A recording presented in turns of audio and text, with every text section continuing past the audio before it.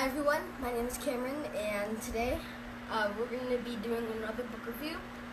So, yeah, I'm doing the 4-hour work week, and I completed the whole book yesterday actually, and I'm going to be starting a new book review, and I've started reading a bit of the new book. I'm not going to show you yet, wait until about 15 minutes, and then I'm going to split this 50-50, 15 minutes on the 4-hour work week, and the rest will be for the new book that I'm not going to say yet. You have to stay tuned for a good 15 minutes, and then we'll be right there. So, this will be the last video I will be doing of 4-hour work week. Sadly, it was one of my favorite books. It was actually very interesting and really good. But it would take me forever to do videos on such a large book. So, I decided that I have to move on, and I will just summarize the whole book in just this one video. Then we'll start the next one. It's actually, the cover's really large. I'm not gonna show yet. The cover's like this big, this wide. It looks grayish, but I'm going to get onto the actual video now. It's YouTube now. So, if you want to see any more videos just like this, or if you missed some of the videos, I'm not sure if you could do it on Facebook, like replays. Maybe not, but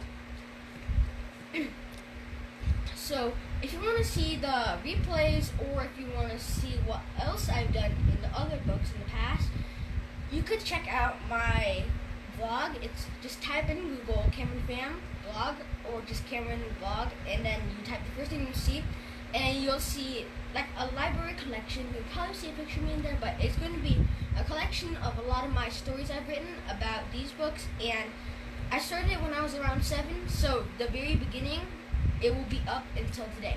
The latest thing I've written so far was the whole summary on Sam Walton. It's about 2 pages. Figure it out. You have to read it, and you'll just understand. And I will be doing the 4-hour work week summary in a few pages. I'll do it within the next week or 2. So make sure you stay tuned for that. And not only is there a blog, if you do not like reading, you like to have visual, you have YouTube. So I have a YouTube channel.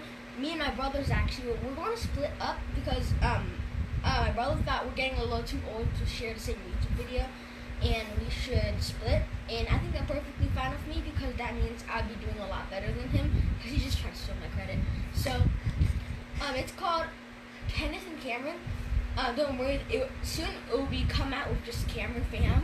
So not yet. I will tell you when I come out with a new channel.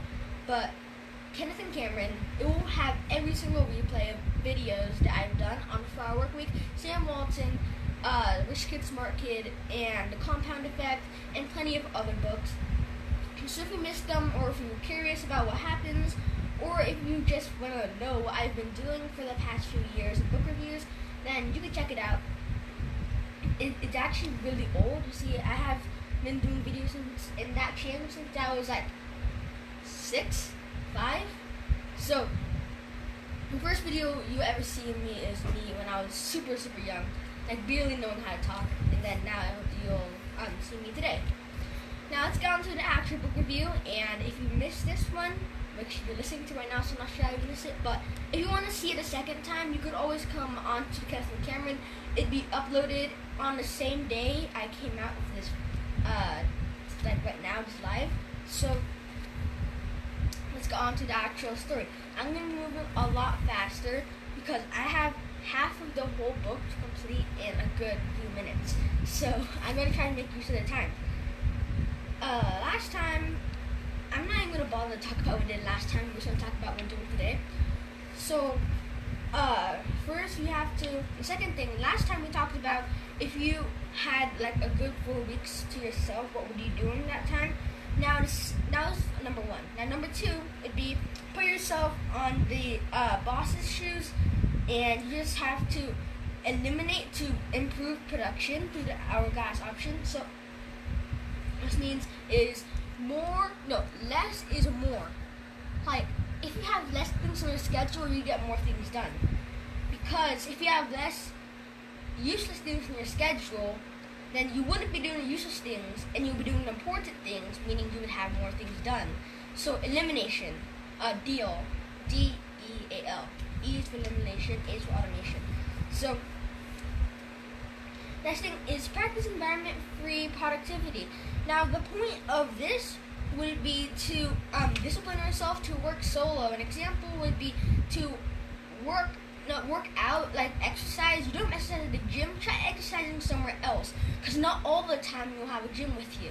So just right now, you should be practicing in the past, otherwise you wouldn't be having it too bad right now. So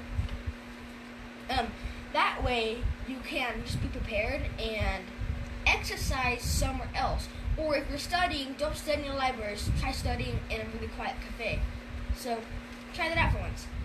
I'm going to go through this last list and I'm just going to run through the rest of the book. So, let's see. Okay. Practice the art of getting past no before proposing. So, no doesn't mean no, but in some cases it does, but a lot of times it doesn't, okay? So, no doesn't mean no because they can still budge. Like, an example would be if you're trying to sell someone something, if they say, no, I'm just looking, then you know they're not looking, because why would they be looking if they're not going to buy it? Because if they're curious, meaning they're probably going to buy it. So just keep pushing, because they're not going to be that rude to get you to stop and yell at you like that. Because if they do, then you should probably stop. So, if it gets to that point. And so, yeah, just get used to hearing no. Rejection would be normal. You have to go through it a lot. I get rejected a lot when I want to go swim, because swimming is just a really good hobby that I like to do. It's my form of exercise, and I usually get rejected because no one wants to swim with me, because either they're too busy, or they're busy for a reason, because they haven't read the 4-hour workbook. They'll not be effective. Like my brother, he does things very slowly. Now, if you read this book, you would be doing it way quicker and more effectively, and you would have time to go swim. So, alright, now let's just start zooming through everything else. Beyond repair, it has to do with elimination, meaning if you cannot repair it, like it's so, like a dead weight, if it's so bad, it's just dragging you down, just cut it out. Like, if you have, like a finger, that's a really bad example, but that's very disgusting. Now, okay, if you have a very destroyed car, and you have to maintain it so that it doesn't explode or something. If it costs more to maintain or to move around with you than it would be to just get rid of it itself, like if it causes more problems but it's done good, then cut it out. Like, it's not helpful to you, then just cut it out. Like, you have to learn to say no too. I wish I learned how to say no a lot earlier, because now I know how to say no. I'm not afraid to say no to anybody at this point. I'm still slightly afraid, but I'm still practicing how to say no to a lot of people. Now, I just try not to be rude, but if you're too nice, you'll get stepped over on. Now, be nice to people who are nice. Fight back to people who are rude. Okay, so an example that I had was when like school science fair project. Now, think of partners in life. You have a lot of partners to deal with. Either you could like invest by yourself. You can invest with a partner because 2 is better than 1. But if 1 is too much of a dead weight, then just get rid of them. Like, if you could do better solo than with that horrible partner, then you should just get rid of it. Example would be my science fair project, because my partner, he wasn't the greatest. Well, the thing is, he doesn't do his homework on the weekends. So I'm not sure how he maintains his class grades. I didn't know what his grade was since he never told me anything about it. I should have asked and done a little bit more research on him. Not research on him, but I found out that he had really, really bad grades. And I did not know that. He sat right next to me and he was talking. He was like the Did You Know kid, and he was talking about a lot of stuff. Now, I didn't know that he wasn't that motivated until I started working with him. He did a good 1% of the work.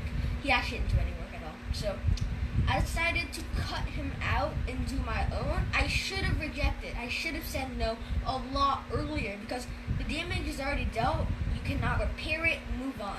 So It's beyond repair, so I had to eliminate it. Even though your grade went down 50%, right? What? Even though your teacher gave you 50% credit only. Yeah, it would have been worse if I was still working for Denny's. So, okay, now something that's really important is like pulling off a band-aid. It's easier and less painful than you think. An example would be a job. Think of a job. Job's not a band-aid. That was just the title. But it would be you have to quit your job in order to start investing. Otherwise, you'll have too much time occupied on your job, and you don't want to work for someone. That's the thing. You do not want to work for someone. You want to be in a position where someone works for you, or someone works for you who's working for him, like a CEO. You don't want to be the manager. You can be the manager if you want to go back to the CEO, but you have to think bigger than just boss. Because if you're like a boss, you're working for the CEO. You're working for someone above you. If no one's above you, then that's great. Now, the thing is, just because you're a CEO, it doesn't mean you're going to get kicked out. Like, look at Steve Jobs. He got kicked out of his own CEO position, but his company didn't do good without him, so they hired him back. But the thing is, you might not get put back, so you have to be very careful. And if you're at the very top, you can't stop, because someone will want to. The number 2 guy will want your number 1 position. If the number 1 retire and you just stop, then someone will pass you, because your money will be going down and the second place will be going up because you're that competitive. You're up there in the first place. So don't stop. And quitting is permanent. It's what they think. People, now here's the list of excuses that people do. It's not really a list, but things that a lot of you may be thinking, or if you're probably not thinking that, well, a lot of people have been thinking. Like this guy, he's experienced a lot of people thinking that when he tried to tell him this. When he tried to tell him to quit, people said, quitting is permanent. I will not get my job back. I will have no money. No, you quit because either one, it's bad. You could always get another job. Second thing is, I won't be able to pay the bills. Sure you will. The first thing you need is a new job if it's bad, or just do something else, because if you're complaining that your job is bad, then why are you saying you can't pay the bills? And the next thing would be, it will ruin their resume, but it wouldn't ruin your resume if you didn't do anything extra. He says that if you quit and just sit on your butt and do nothing, I wouldn't hire you either. So make sure that after you quit, you do some things to fix your resume. Because if you don't and you have all that time unemployed, then you probably shouldn't be having a job, or you probably shouldn't have quit. So just know that just because you quit a job doesn't mean you could be lazy. Alright, so let's move on to some really quick stuff. Oh gosh, we don't have that much time left. I have to just zoom straight through this thing. I'm going to flip like this. You can make an hour. It doesn't have to be a set 30 minutes. Well, I just really want to swim, and I really want to continue on this next book. So, alright. Skip a lot of stuff because there's no on time. Because you have to cut a lot of stuff in order to make room. And, okay. And one thing he was talking about before was retirements. And I know this is a 4-hour work week, so he's going to talk about breaks a lot. Because if you're only working about 4 hours a week, you'd have a lot of breaks. So one thing that he said would be, before I say this, he says, I've got more money and time than I've ever dreamed possible. Why am I depressed? Because money doesn't buy happiness. It could buy you a jet. It could buy anything. It could buy you a house. It could buy you vacations. It could buy you a lot of stuff, education, properties, things that will be helpful. But money will not buy happiness. So just know that. You could be depressed because if you have everything in the world already, then wouldn't you have, then you have nothing to seek anymore. So just know that money won't make you happy. Don't think it'll make you happy, because it won't. But you want money for survival, and you also want money so that you can have your things that will help you. So you could buy things that will make you happy. That's the thing. Options. Yeah, so you can have options and freedom. Because freedom won't make you happy. Not money though. Money can buy you freedom. Alright, so I was talking about retirements, right? So he was talking about you have to have mini retirements because you don't want to have one last retirement because you cannot enjoy your life when you're like 90. You can't do that. You want to enjoy your life all the time because it's your life. That doesn't mean to go party and go crazy. What it means is that mini retirements. Let's say you have a good 30-year retirement. I'm pretty sure people have like 40-year retirement. I don't know, whatever. Like you have a good 40-year retirement. Would you rather save it all for the last of your life, or would you spread it out like a few weeks every year? That sounds a lot better. Think of having like living your day every day. Yeah, living day every day. Imagine having to work only like every other day. That would be a lot better, right? And so, alright, let's keep zooming through. I'm already kind of going overtime, but it's okay.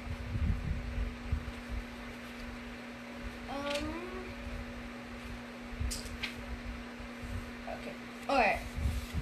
Something very important here would be prioritizing and do not trying to fix a thing that's overwhelming you, because when you're prioritizing, you're becoming more effective.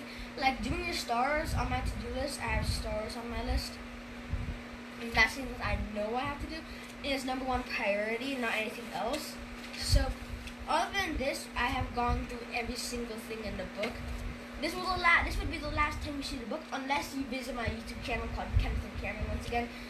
If you don't know how Kenneth is spelled because you've never seen him too many times, you've seen me a lot more. His name is spelled Kenneth, and I'm pretty sure that's what and Kameron. That's me. So make sure you see those videos.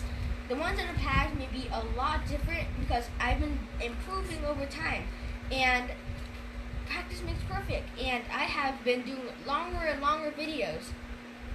But the videos I did when I was like 7, they're like 5 minutes, and then again 10 minutes, 15 minutes, and at one point I did almost 1 hour every single day, until I realized that'd be a lot more effective if I did half an hour every single day instead of like an hour a week.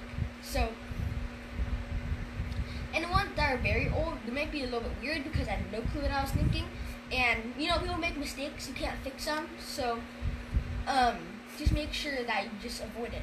Now, the next book, before I work with the last one, if I were to summarize it in one word, one sentence, one word, I would say prioritize. If I were to say it in one sentence to summarize this book, I would say to get things done quicker, you have to prioritize or work effectively and eliminate things that are hurting you in order to achieve your goals without being lazy.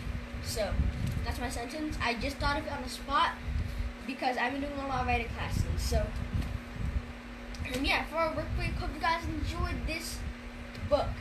Not book review. This is just a book. Now, so yeah, that was a very good book. One of my favorite, actually. The next book is, this one. So, it's called The Total Money Makeover. I've already started a pretty decent amount. I got like a 12th of the way done, so I only have like another 2 weeks to go before I probably finish it. That'd be great. I completed this book in like a good 2 weeks, 3 weeks, so I think that was pretty quick. Sam Walton took me forever because I didn't prioritize, so I became more consistent, more efficient and effective. You work efficiently to become effective. So this one is the Total Money Makeover, meaning you're changing yourself, not like rehab, but kind of, where you're fixing your situation. And I'm not sure what situation I'm in, but I do want to know how to fix it. So, and it's by Dave Ramsey, and he's right here, and you could see him holding a scissor, cutting up what seems to be a card. It's either a debit card or a credit card. I'm assuming it's a credit card. So, and I already took a few pages of it, and I know it has to do a lot about debt. So, and I've read a lot about debt too. So, the beginning will be introduction, and it's about what this book is not. That's first. So, for the introduction was how this book is very positive. It's going to help your life. It's going to change you, and a lot of that really good stuff. Now, I'm going to tell this how it will change you, and I'm going to get to actually change you. So, what this book is not. Now, what this book is not, the reason why you added this is because when you're very successful, you get a lot of haters. Like, obviously, Dave Ramsey, he is doing pretty good if he wants to write a book about success. And what this book is not, you see, he has a lot of haters. I could already see that by reading a good one page. He has a lot of critics and a lot of hate mail because people are just jealous. They want to lower you down the ladder to bring them up. So that's what people wanted. So don't let them do that to you. They're just there, ignore it, block them, whatever it is. So,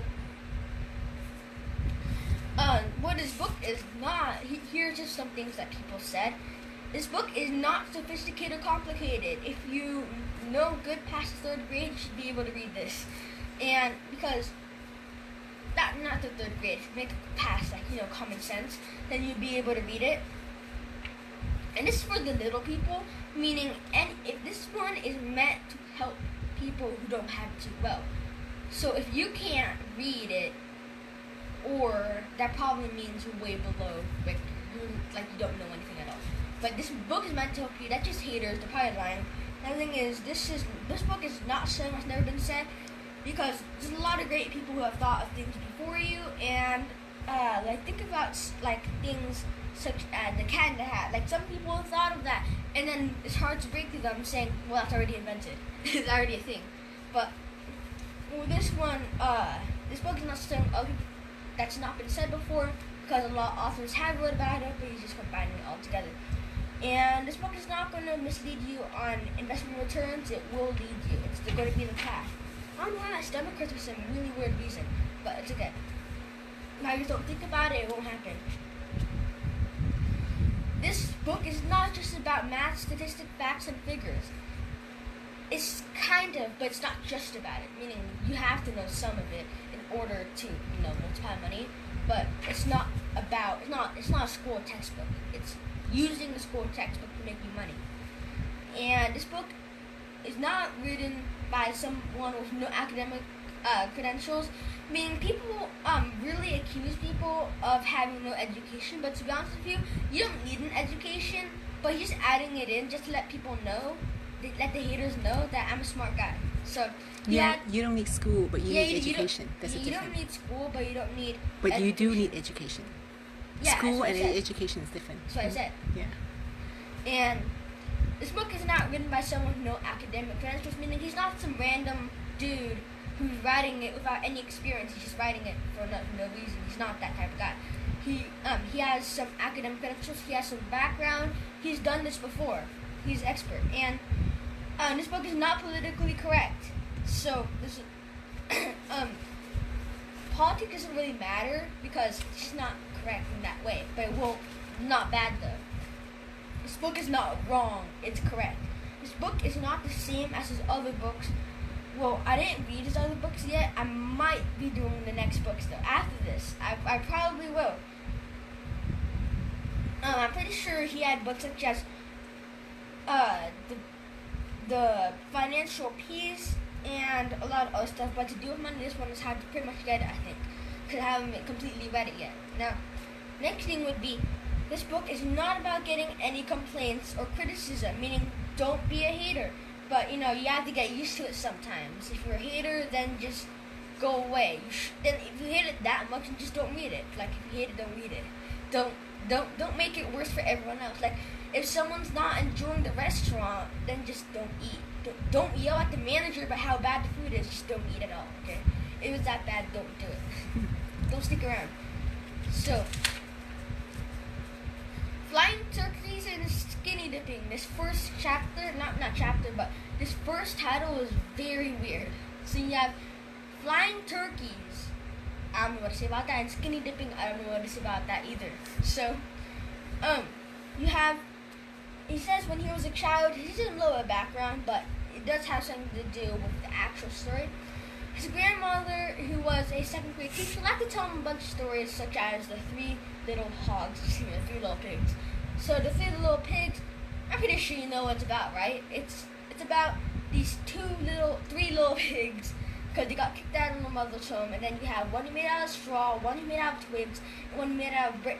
Now you got the short-term thinkers, people who are broke, and they only plan for what's happening. You see, do you look at where the ball is, like soccer? Do you go to where the ball is, or do you go to where the ball is going to go? Now, if the ball is right here, you're right here, and the ball is moving, and you're going what it is, you're not going to make it. You'd rather go right here, so you make it. Think long term. The greatest chess players think about 15 moves ahead, or 5 moves, 15 moves, whatever it is. 15 moves is a lot, actually, but think long term. Then you have the twig guy, or the twig pig. It rhymes, twig pig. But this person thought short term, but kind of medium, but did not expect about what about the end of my life. And he ended up building a twig house. And then you have the long term thinker saying, yes, I will not really slave myself. I will work first, and then I will enjoy. You see, you have the two party pigs. The twig and straw like hay-ish, that type of straw. But they thought short term. I'm gonna explain more about that because this is just the beginning. I'm gonna explain more about that after I talk about the next one. We have the next subtitle would be economic storms, real ones. So an example of economic storm was a financial, like a huge economic crisis or storm hit America in 2008.